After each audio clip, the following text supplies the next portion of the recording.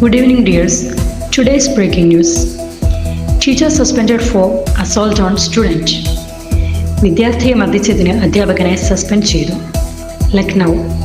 A teacher at a primary school in the Kalodia locality in Bareilly district was suspended on Tuesday, and a first information report was registered under Section 352, Intentional Insult with Intent to Provoke Breach of Peace of the Bharatiya Nyaya Samhita (BNS), along with provisions of the Scheduled Caste and Scheduled Tribe Prevention of Atrocities Act and other sections for allegedly beating a class 4 student hailing from a Dalit community who refused to pluck fruits for her on the school premises.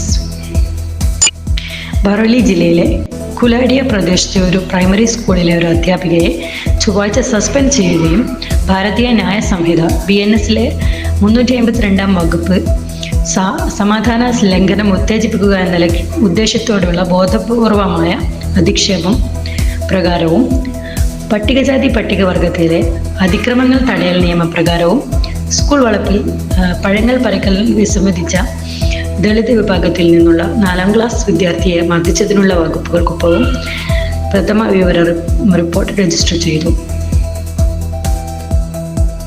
The basic education officer in Bareilly suspended the accused teacher Rani Gangua, who allegedly locked the pupil inside a classroom and thrashed him.